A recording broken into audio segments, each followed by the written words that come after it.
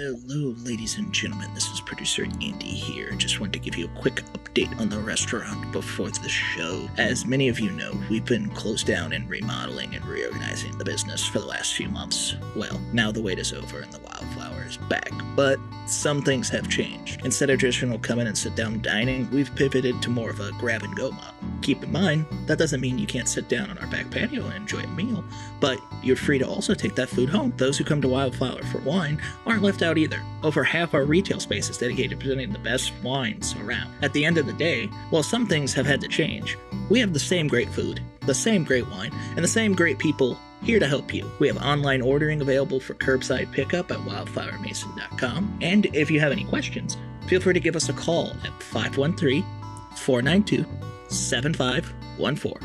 Or come in and see us at good old 207 East Main Street in Mason, Ohio. Thank you. Be good. Be safe. Now on with the show.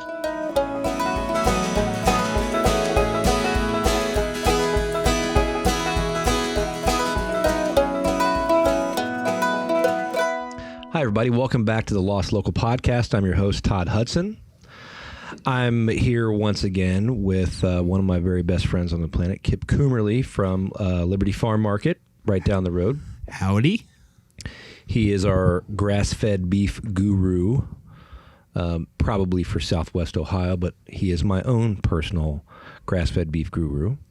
And we have a special guest today that you probably would never guess would be on here. Hey, everybody. And his name is Jud B. Sims.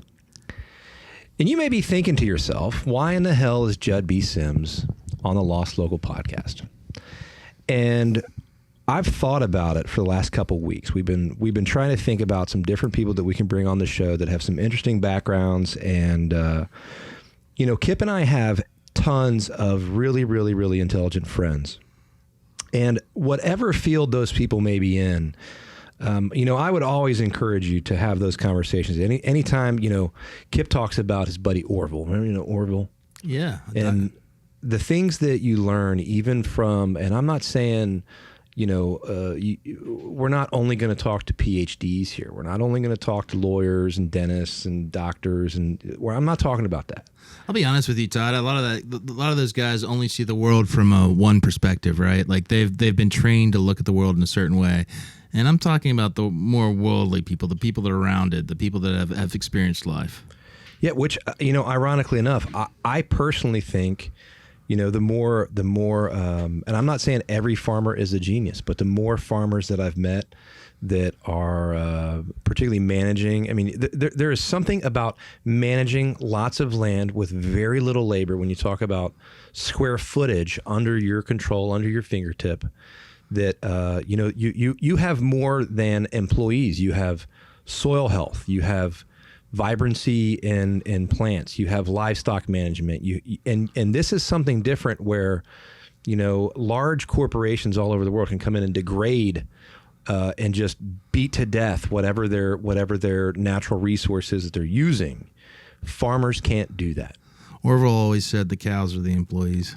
The cows are the employees, but at the same time, your soil and your grass and your pasture, I think that's probably equivalently as important, if not more important, where the whole concept, a few shows ago when we talked about the stewardship of the land, that, being a good steward of the land, where, there's not very many professions that talk as frequently about stewardship as in the sense of you've been given something and you have to leave it equivalently good or better. You're talking about the long run. The long run.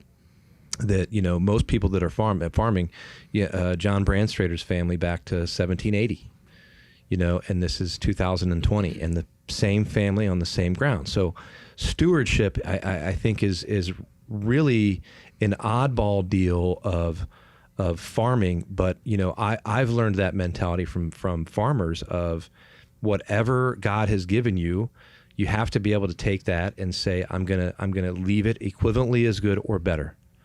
And really the whole concept of whatever you've been given in life to leave your family better off than they were. Or, our fathers thought that way, right? That like the reason why you get up and go to work and you work 60 hours, 80 hours, when you do all these things, you always have it in the back of your head that I am doing it so that my children don't have to do it. What makes you doesn't break you. Yeah. You know, and I think that's one thing that all of our fathers had in common. I think that's what the three of us have in common is that, you know, we don't want our kids to have to do the things that we did, and we want them to learn from our mistakes instead of them making the same mistakes that we made. I mean, I can tell you just by who I married, my kids are better off. That's probably a fair assessment. Hello, Jen. Same to my Jenna. So anyway, back down to business. So we've got this guy in here, and I'm going to break it down for you of how this is going to all fall in line. This cat comes in. I'm going to say, I don't know, Jud, what was this? When was your first time in the restaurant? 10, 11 years ago, maybe I'd say. Yeah, Probably, I would say about 9 months after you opened. So I vividly remember, and I know Jud does too, the same night that he was in. And this is when I was cooking every single plate.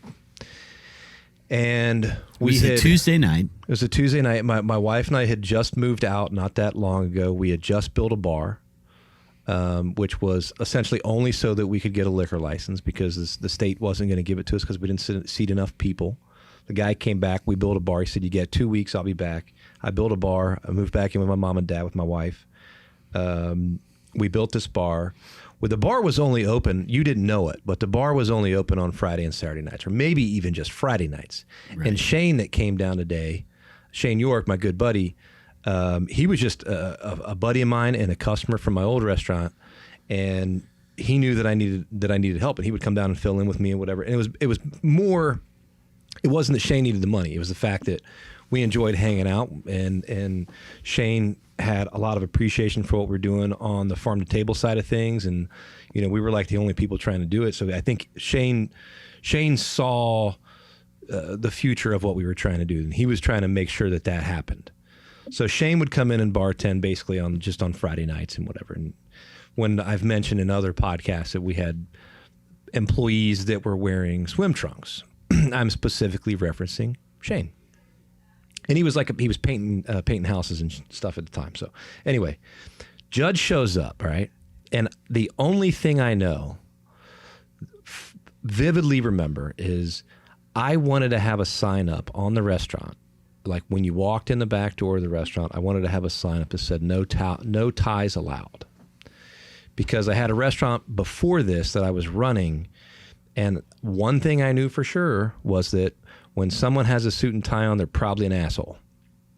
And I wasn't a big fan of that. And just the way that they would speak to you, a number of the things that they would do, how they would treat, they had 11 minutes to eat lunch.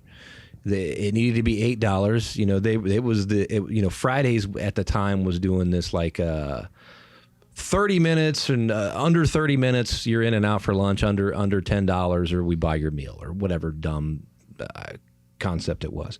I wanted to be, it's going to take me at least 25 minutes to make your meal. Don't give me a time limit, and I'm probably going to make you whatever I want to make you. I wanted to be the complete opposite of that. So Jud shows up, and he's got this suit and tie on, and I can tell it's a nice suit. And I'm like, here we go. Another lawyer, judge, doctor, whatever this guy is. But this was at nighttime. It was a Tuesday. There wasn't a lot of people here. I happened to have a minute, and he was like super kind when he came in, which kind of caught me off guard. And he asked if we had a bar or something, and I'm like, we do, but like, it's not open, it's upstairs, I got to go up and turn the lights on. He was like, nah, man, this is no hurry. Like, whatever you want to do, take your time. And I'm like, yeah. And I was smart enough to know those people can bring you a lot of business. And sometimes if you got to kiss somebody's ass a little bit, you got to kiss somebody's ass a little bit. So I'm like, yeah, man, nice to meet you, blah, blah, come on up, And he was like, dude, just get me a great bottle of wine. I'll sit up here. I'll pour it for myself. You go do what you got to do. When you get a minute, come up like that. This place is cool as hell, man. And he noticed that there was records. The bar at my restaurant is made out of records. There's vinyl record covers on top of that, and he's looking at it, which I was kind of doing when I did that on the bar. I was thinking, I want to attract a certain type of people. And if someone like myself came in, or like, any of me, Kipp, Jud, any of my buddies, if they came in and they saw Willie Nelson is under the bar and you're sitting at Willie Nelson, I got Bob Marley, I got Johnny Cash. And this is before we were your buddies, right? Right. But I knew this was going to be like the litmus test, that if you come in and you're like, hey, man, this bar's awesome. I love Johnny Cash. I love Bob Dylan. I love Jimi Hendrix, whatever it is, because that's all the vinyls that we have on it. I got the Eagles on there, and even beyond that, I have like good albums on there. I got a James Taylor album that nobody's ever heard. So I kind of knew that, people would sit down, that I wanted them to have like, this is my spot, and that's like an icebreaker litmus test kind of situation. And he sat down. He was like, no shit, man.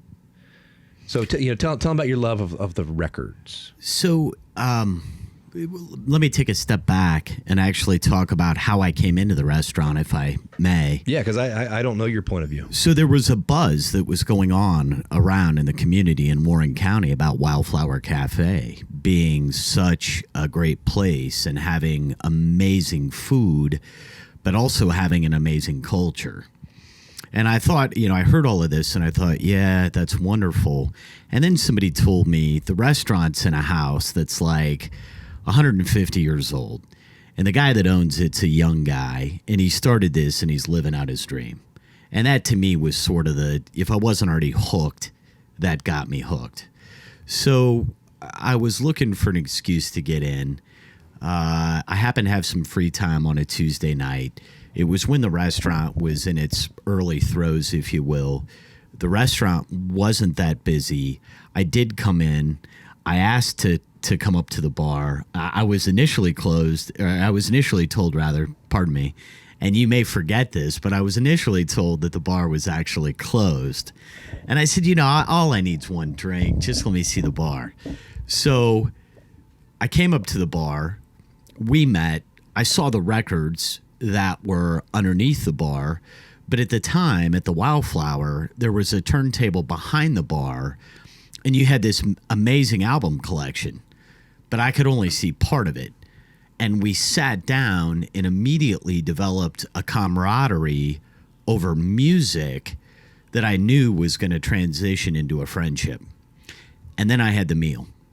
And the meal was amazing, and the wine was amazing, and it was all at an incredible price.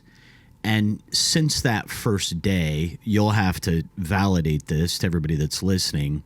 I would guess in the last 10, 11 years, I've probably set foot in this place easily 400 times.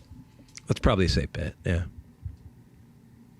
You've only been kicked out of here like 9 to 13 times, I would say. Well, I was thinking 3, but that doesn't count the times that I was washing dishes, of course. Yeah, and so down the road here, Jud starts coming in.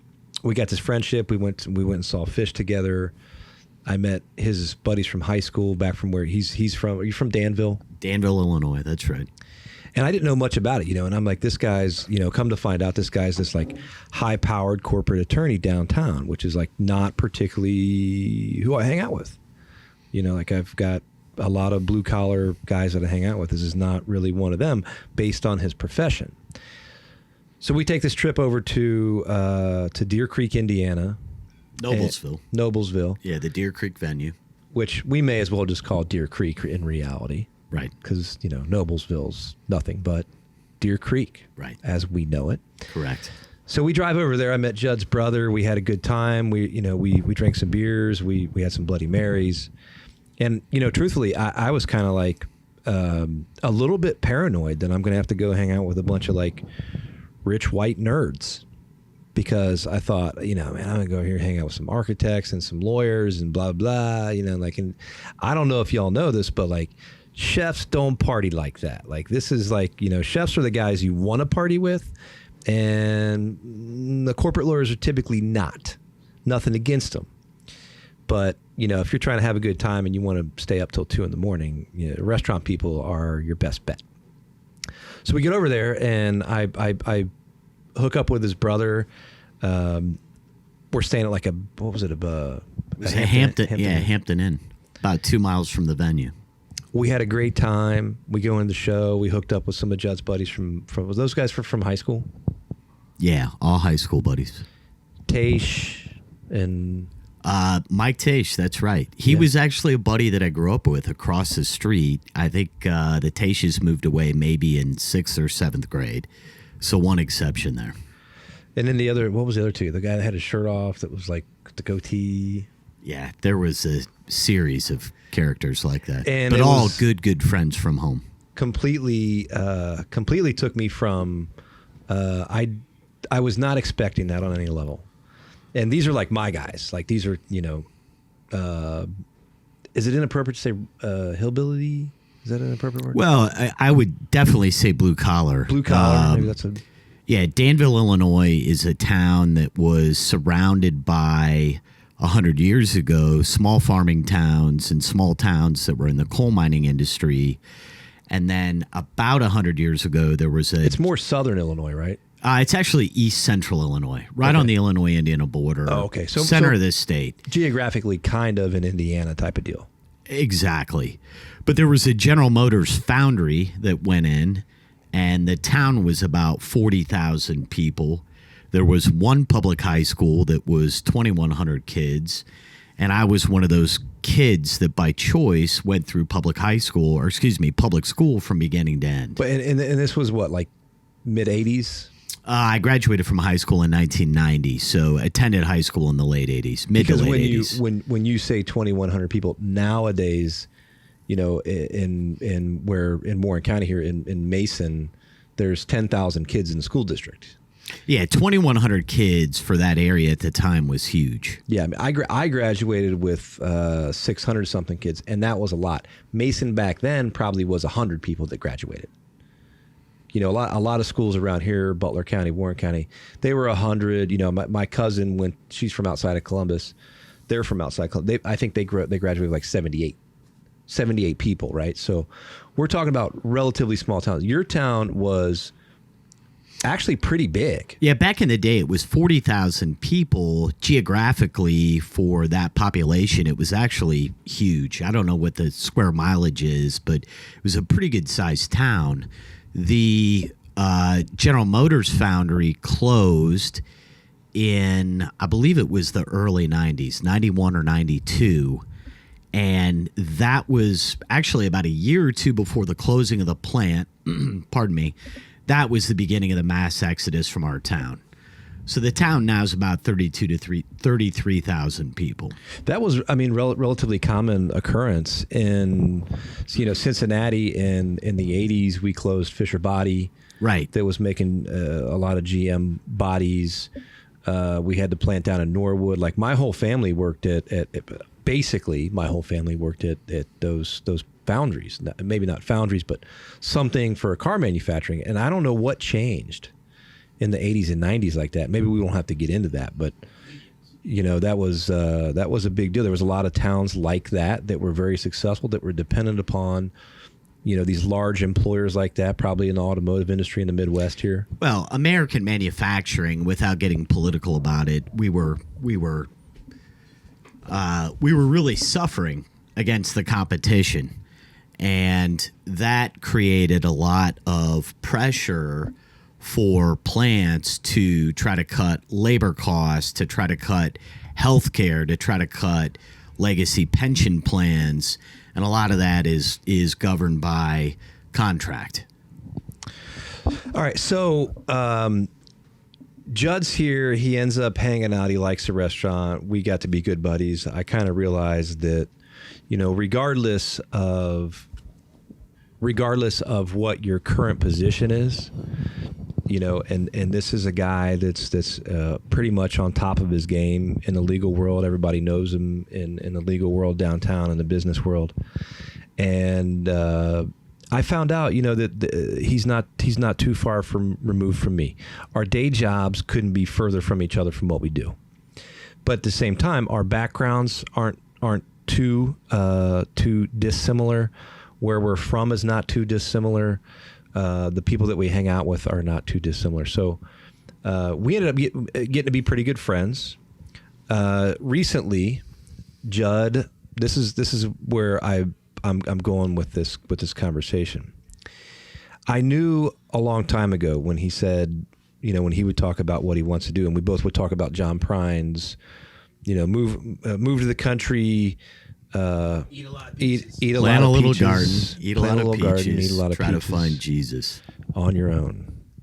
Throw what is it? Throw out your TV. Throw out your TV. Anyway, we love John Prine. We both love John Prine. I mean, if you don't love John Prine, I don't want to be friends with you. So we had this conversation. Jud and I were friends. My wife and I, we moved from living upstairs at the restaurant in what would have been 250 square feet of living space is where we were living when we opened the restaurant. We lived here for about a year. Moved back into my mom and dad's basement. And they had a nice house, I mean, this was the same house that I was born in was where my folks lived when I was 25, 6, which they kept until a few years ago. After my dad passed, my mom sold it. We moved from that house to another house down the street here that was probably maybe 1,000 square feet was our house. Which I don't, people in Chicago or New York, maybe they think that's big, but around here it's not uncommon to have a 3,000 square foot house. There's a lot of folks, I don't want to over exaggerate here, but let's say Mason's kind of known for 5,000 to 10,000 square foot houses. There are moving on up, right? I mean, it's you're doing all right if you're living. When we were talking to Benner's brother the other day, and the guy said he's working on a 38,000 square foot house, right? And these are. When I first met my buddy Mike Benner, who's a woodworker around here, a real well-known guy, does a lot of furniture, but he does cabinetry and whatever else. And he was working on a $250,000 closet with an elevator. And I think that was like a 15,000 square foot home. So anyway, it's an easy way to lose touch. Let's put it that way. Yeah, and so we moved from this 1,000 square foot house. We had our first daughter. Well, we had our first child, shall I say, which was our daughter Dylan, and we had a sexual predator move in next door in a rental property, and that was not going to end well one way or the other, and I won't go into the details of that, but I helped the guy move in. I didn't know him, but this guy's moving in. I went out and helped him move his stuff in, and I kind of noticed that they're perpetually wearing pajama pants at all hours. Never a good sign. Never a good sign at all hours of the day. Lots of Mountain Dew, pajama pants, things like that. I was like, but that was really nice. And then the guy, anyway, long story short, I got a letter from the sheriff's department saying that the guy's a sexual predator and that he had the Jesus door to door. He had a conviction for a sexual situation with like a 12-year-old girl. And this cat was probably like 22, something like that. He was a younger dude, but clearly not my type of guy. Living next door. And living with his girlfriend. The guy that actually owned the house was paraplegic, wasn't living there. Actually, he was living there at the moment. And wasn't the girlfriend the pederast was living with? I don't know that you can say pederast on a podcast, but I don't know that too many people are going to complain about it. But anyway, not a lot of love out there for the pederast. Anyway, I'm not going to get too into details of that. That's what happened. This guy moves in, and after I found that out, I had a hard time. My daughter's like 3 months old, and I'm thinking, it would not be. This is like 3 doors down from the restaurant. So I'm going to end up hurting this guy, or something negative is going to happen out of this deal. And that's not a good deal when it's 3 doors down from your business. And a lot of people, when Mason knew me and all that, and I thought, I'm gonna make a judgment call, and I'm gonna buy a farm. And we were kind of at the moment we needed more local products. We needed something to do with being able to source, like kind of the downside of buying in a farm to table situation. So this goofball moves in next door. We're like, this isn't a good call. We only had a 2-bedroom house. At some point, we're gonna have to buy another. The layout of the ground, we couldn't really add on to the house financially. It didn't make sense to do that. So we buy 6 acres out, 4.8 miles from the restaurant, right? And I thought we got a great deal on it. It was a wonderful piece of land. It's got this massive creek in the back. It's like every child's dream. They're like, everybody that comes over and sees the creek. Had a pool, and this isn't a mansion by any means. It's actually far from a mansion, but a nice house, and it was definitely much more of an upgrade over our old house. And we're pretty modest people. My wife is very modest, and but this was a beautiful piece of land. We moved out there, and it was kind of like my dream come true. It reminded me of my grandma when I was growing up had 2 or 3 acres down in Fairfield, and we would go out. Her property was like a half acre wide by essentially 5 acres deep. Is one way to view it. My property is 1.5 acres wide by 4.5 acres deep or something like that, plus the creek in the back. So, I just remember when I was little that we would go out and we would shoot bow and arrows, and she had this beautiful garden, but one of the big catches was the people around there were a little different. And I mean that in a good way. That like her neighbor George Robinson, for neighbors, I think that's as close as you can get to your neighbor. And these two, my grandmother and George Robinson, they shared a garden, and they had this little deal where they would, and this was a big garden, and George would till it and Grandma would tend it was what they did. And I think they lived next to each other for like 50 years. And George's, they were country folk, right? Well, my grandma was from Ireland. Grandpa was from Clay County, Kentucky. George is from near Clay County, Kentucky. I'm not sure exactly what county he's from, but yeah, country folk, right? And they were just inherently, I think, from their backgrounds, they were into growing food. That they liked the idea of we don't have to go to the grocery store. That when you go to my grandma's house or George's house and you had dinner, yeah, maybe maybe they bought a chicken. And my grandma used to have, I think, a pig running around, some chickens and this and that. I don't remember seeing any of that, but she always had produce. George did bees. He had 12 hives. A simpler way of life, basically. Way simpler, right? Like I remember my grandma would go to the grocery store and she would get eggs, bread, milk. That was it. And grandma wouldn't eat food that she didn't know what it was. Like I don't remember seeing American cheese there. I know she never had bologna. Like she would buy sausage because she knew what sausage was, but she didn't know what bologna was, so she didn't buy it, right? So I think people were like that back in the time, and that was their generation. So when I saw this farm that my wife and I were looking at it, and we had the ability to put in a huge garden. We've got the ability to put in a little bit of fencing, and we can put some animals out there. We can definitely do chickens and get some eggs, and we've got the potential to do turkeys. We raise a few lambs out there. We do some things like that.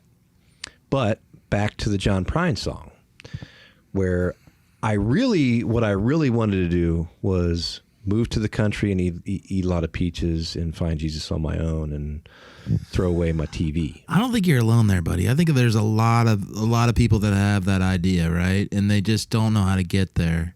And that's the difference about a guy like Jud, who's what are you, about 45 now? 48, actually. 48. Choosing and making those choices and a guy that comes from a corporate world, wears the loafers, wears the nice suit, and he decides that, hey, I'm going to wear the Carhartts every day. I'm going to try to make my way in this other world, to step out into something different. Yeah, so I was going through a major transition in my life. I left my career. I was actually going through divorce at the time, and it's been my lifelong dream to live on a farm.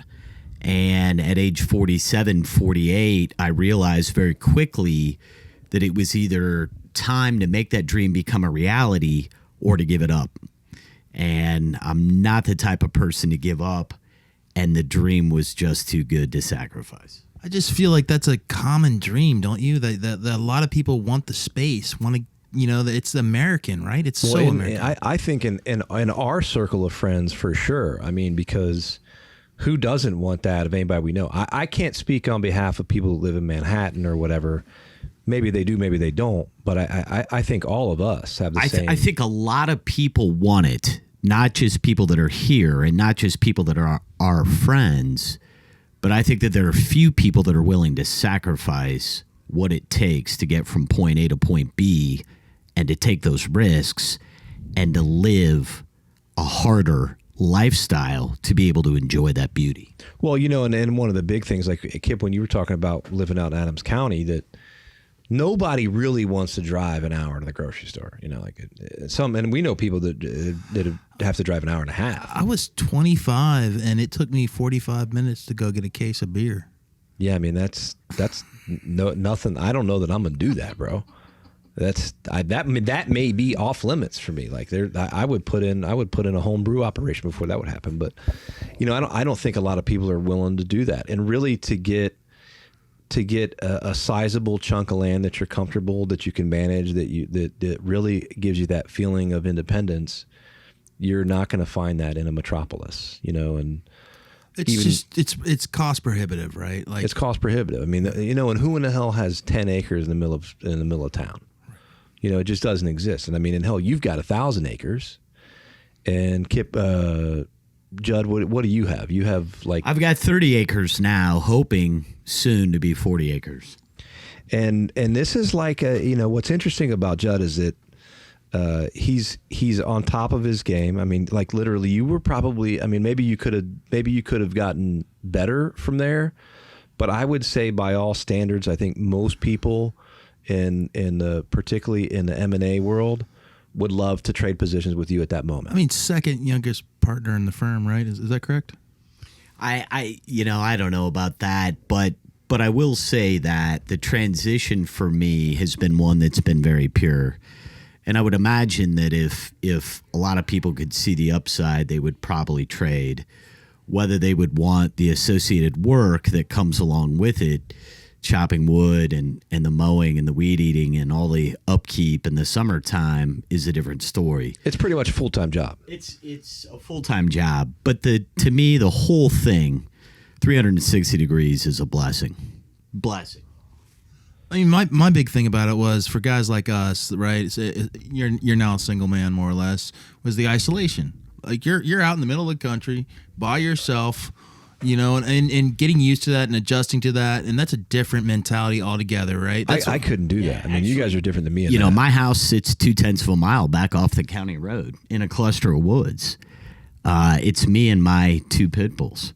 But I find it to be a very, very beautiful and peaceful life. Jud's driveway is basically, you drive down this country road absolutely in the middle of nowhere where there's not much. There's a great bar out there that has like some live bluegrass and some Dead style music and whatever that's kind of famous. But there's really nothing. I mean, what is technically the town? Is it like the closest town to me? Yeah, probably would be Butlerville, Ohio, which is a town of, I don't know, maybe 200 people. There's not even a stop sign in the town. Yeah, so you wouldn't know, but you come down this, and I find this in the country too, that there's like Morrow Rossburg, and then there's Rossburg Morrow, and then there's Mason Rossburg, and then there's Rossburg Mainville, and then there's like all the roads are like the same roads, and there's County Road 13, County Road 11, and you're like, yeah, did you know? Actually, I was told by the ex-mayor of Morrow that the origin of the double names on the roads were obviously the towns that point sit A to at point the B. Point A to point B. But when you get further into the country, and there's no town at point A or point B, they use the last name of the farmer that was at point A and the last name of the farmer that was at point B. Long Sperling Road is an example. I lived on Luther Rogers Road, and Luther Rogers was my neighbor. That's sweet, man. You know, that's well, you know, so Jud's on top of his game. He goes out here and he finds this little chunk of land out in the country, and I don't even know how he found it. And you drive down this little 2-lane road, and there's tractors everywhere. Everyone farms out there. And, you know, sometimes when you're in those areas and you're like, what do people do for their job? You know, some of those folks don't really have enough ground to make a full income. Hey, the Amish are making pallets and whatnot now just to make a go of it out in the country. So it's hard to make a living on 100 acres or less. Well, you know, one of the things I realized was that, you know, these people that get out there, it's not so much. I mean, part of it is, yeah, you want to live out in the country, and you want to, you know, even at my house, right? And we've got 7 acres, 6 acres. Our neighbors have about the same on both sides. Cross street's 50. There's 30. You know, what I have found is that is a type of person. You're not really buying 7 acres, and the guy there is almost a cultural derivative that is a common uniting thing amongst people that live in those areas. Yeah, stated another way, I think it comes down to your priorities. What do you prioritize, and what do you value the most? What means the most to you in your inner soul? Well, you know, and one thing for sure in common with all of those people is that they do not want to look into their neighbor's window 5 feet away from their bedroom window. Yeah, that's definitely part of it, but it extends way beyond that. Well, yeah, but I'm saying that's kind of I haven't met anyone, like any of my neighbors, that, you know, that's come up in conversation all the time. I don't want to like have my sidewalk or my driveway be 10 feet away from my neighbor's driveway. And you know, the other thing I noticed too is that I feel like people that live in the more densely populated neighborhoods, you don't see as many folks outside playing in the yards and whatnot. And having lived at my house for, you know, 4 or 5 years now, you know, you see people outside, like all my neighbors are outside like every day. I mean, you can drive down the road and you can see people outside every day. And granted, there's horses out there, you know, probably, I don't know, 3 out of 4 of my neighbors in that like touch our property have horses.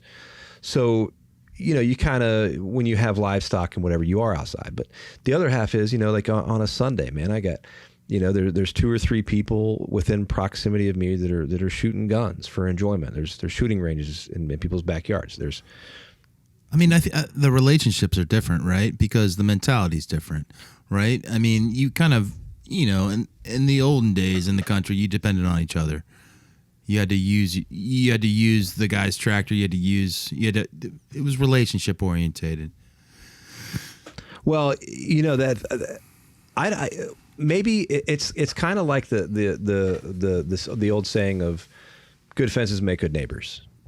You know, and I think that kind of applies to like Jud's situation of good fences make good neighbors, not because your neighbor's an asshole or you're an asshole. That's not why. It's the delineation of this is mine and that is yours and da-da-da-da, where, you know, in the country, you don't really have that. That line is a little bit more blurred sometimes, where you ride your 4-wheeler on somebody else's property and they don't really care. I mean, it is different, right? They have rules that I didn't realize until I moved out into the country. Like, if you have cattle on a property and then a neighbor has cattle on the property, it's a 50-50 split on the cost of the fence, and you're supposed to maintain it together. And it's written in the laws that once a year you're supposed to go inspect the fence together. And I mean, that alone draws people together. If you've got a good neighbor that's helping you maintain your fence, you're on fence, the same team. Yep. You know, and I think people that are around the country kind of see things that way. You know, and like there's totally different perspective. I think you're exactly right on that. Well, and there's a total, you know, like people that live in the country like that, you know, they have, in your case, my case, you know, I bought a log splitter not that long ago, and I split the cost of it with my neighbor because I don't need to own one and Bill needs to own one. Because we're not, you know, we don't need 2 simultaneously running next to each other. But the other half is, it's way easier to split wood with another guy. Absolutely. Well, I think it goes, yeah, you've scratched the surface on that. But culturally, going back to the beginning of time, living in a rural area, there were no social services. There was no safety net. You didn't have anybody to rely on except your family and your neighbors.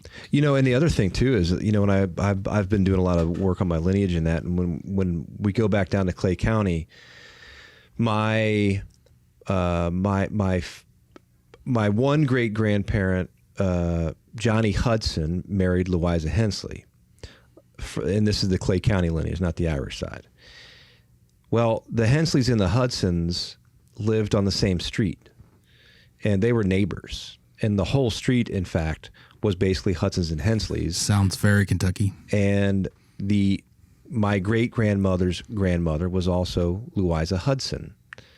And she married a Hensley. And Louisa Hensley, now this is like 1870-ish. Louisa Hudson is living in the home of, I know this from the census, is how I know, she's living in the Hudson household, or vice versa. Does that make sense? So it was and this is in a holler, which is even more probably communal feeling, where there's only 8 houses in a holler. And for y'all that don't know what a holler is, because I didn't, I had never experienced a holler, let's say. And I thought it was just a redneck term for like where I'm from. Or dead end street. You know, in Hamilton they have the knob, you know, and it was like, I didn't know that the knob was actually a reference to a small hill. So this holler that my family's from down in Clay County is Crane Branch Road outside of Oneida, Kentucky, which apparently they pronounced Oneida, even though it's not spelled anywhere near that. But this holler there, you know, everybody, there's not that much ground that you can farm. So it seems to me like it's when you've got trees to take down for your firewood, when you're going to go fishing, you know, that whatever you're doing, you have to go by your neighbor's house to get out there. If it flooded, if the creek flooded, etc., you really needed more than one guy or one family, you and your wife, you know, when the creek floods and your house, you got water coming in your house and your neighbor doesn't because he happens to be 2 inches above your house, you needed those extra hands. And the fact that, you know, these people that your brother might live next door, your cousin would live down the street from you, or your mother-in-law would live down the other end of the holler. Or sometimes you marry your cousin. I'm not even going to go into it. But yeah, that, you know, that happens, you know. But the other half is you thinking about there's not that many people in these towns, like, you know, so there is this commonality of living in the country. And, you know, Jud's got, you know, and automatically, Jud, when you moved in, you know, you've got neighbors over there that are helping you out, that are showing up, that are, you know, they're drinking beer with you, they're doing whatever. Sure. And you know, when you got a guy that pulls in your driveway, you need a tractor because you just moved in yesterday and you got to move some wood or whatever you got to do. And the guy shows up with a tractor. He's like, hey, you know, let me help you out with that. I got you. You know, you got any beers in the fridge? And he's like, yeah, whatever you want. You know, let me pay you. And he's like, give me 6 beers, and you know, let's drink them together. It's definitely a deep sense of community, but it's a sense of community. I think that, and I don't want to refer to people or anyone really as the average person. So I'll say most people. It's a sense of community in rural living that most people that don't experience it aren't going to understand. I mean, I would argue that it's necessity, not just community, right? Like, you have to work together in order. Like, you know, we had a tornado come through Adams County about 5-6 years ago, and we were the only house on the road that had a dugout basement, basically. And everybody had a double wide or whatever. And we had 10 neighbors come over, and they had done that for the last 50 years. I didn't know that because the last tornado had been 30 years before. And then they all showed up, and they knew the tornado was coming, and we all got down in the basement, and that was just the way it was. Everybody used that basement because that's what they needed at that time, and it was a necessity. You know, and that's kind of what I was thinking too. Is it goes towards there's a bonding that inherently happens amongst folks that live near each other in the country, because when you see those things, I just had last week, I didn't even tell you guys. But last week, last Saturday night, I drove home. I pulled in my driveway, let the dogs out, you know, and this is like midnight, and pulled in the driveway. Ellie, my dog, she's kind of like, she's my hunting dog, and she gets her tail out. She takes off like she's going after a rabbit or whatever, which she does frequently. But it wasn't, and she stopped, and I followed her thinking that she was going to, I kind of got to watch, make sure she's not going after a pack of coyotes that are going to eat her. And she catches this one of those pine trees between my house and Bill's, which this is probably like a 70-foot tree. And I don't know if y'all know this, but pine needles go up like diesel fuel. That's where we get turpentine, is from the sap and whatever. And I think that's part of it. So this tree's on fire, and I mean, like it was raining, and there was the trunk had about an 8 or 10 foot section of it that was on fire because I think a wind shear came through, and I've got maybe 30 pines that are about that size at my house, maybe not quite that big.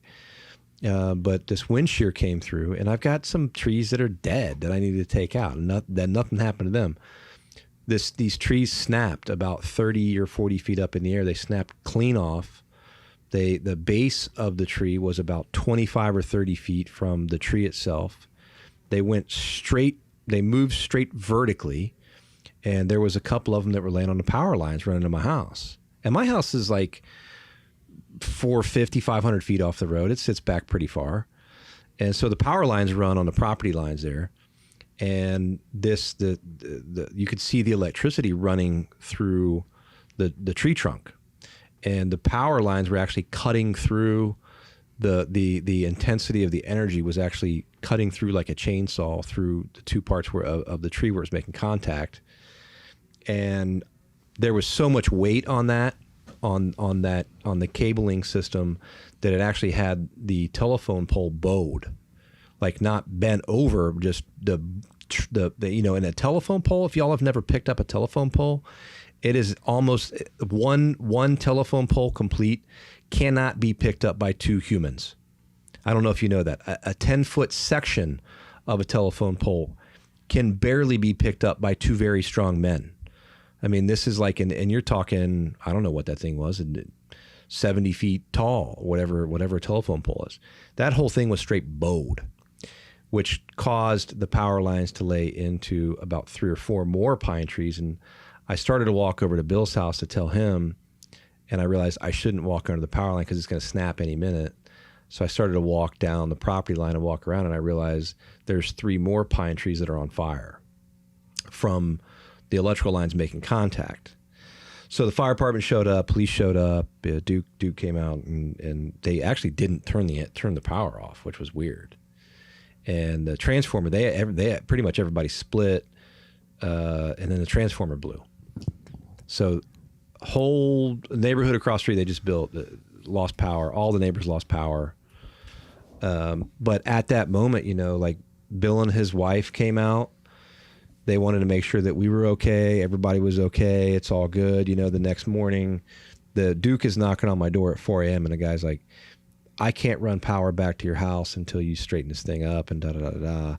And I'm like, well, dude, it's 4 a.m. What am I going to do? I got to go to the store and get parts and da-da-da-da. So I only slept like 3 hours that night. I got up at like 6:30 and I run to the hardware store. And I'm like, I don't have an option here. I gotta get power back on. This is Sunday morning. I'm not gonna, I'm not paying a couple $1,000 to get somebody out here and da-da-da-da. And like ran to the store and came back. And by the time I got back, my neighbor's over there and she's got coffee. You guys want me to cook some breakfast? And our power line was down, and Bill's there, got his tools, got his gloves on, and he's ready to hang that line back up, man. Like we got to get this thing done.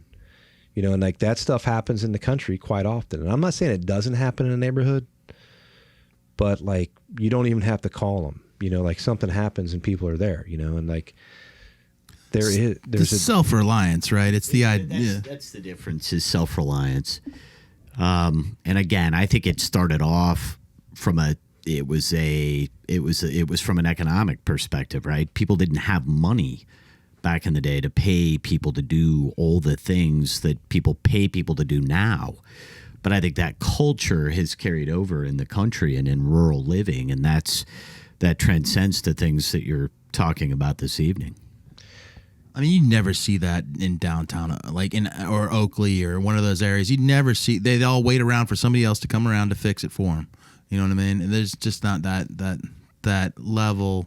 Well, how many times have you seen, some car broke down on the side of the highway and people just drive by all the time, and that's relatively commonplace now, and like that's not quite frequent in the rural areas. Well, I can tell you in closing, and I appreciate being a guest on the podcast. I do have to exit.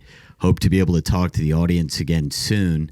I think it has nothing to do with my love for the country or rural living, more to do probably with my spirit. But I can tell you over the last 4 to 5 years, I've probably picked up 6, 7, 8 guys on the side of the road that have been stranded. So I think it comes down to a value system, a belief system, and a spirit. And I think that's what leads guys and people like us to rural living. Well, I want to say thanks to Jud for coming out. We've had a good time with you. Jud is an amazing guy. I'm really happy to see him. Ironically, his dream was to become this fabulous lawyer and become who he became. But that's kind of like the on the surface Jud, where the internal Jud was this guy that wanted to be self-reliant and wanted to live out in the country and wanted to be able to do his own thing and enjoy himself. And I'm really glad to see him doing that. I think he's as happy as I've ever seen him. And I think he's really enjoying it. So thanks for coming down, Jud. We really appreciate you being here. And thanks again to the audience. We'll talk to you again soon, my man. Thanks. I hope so.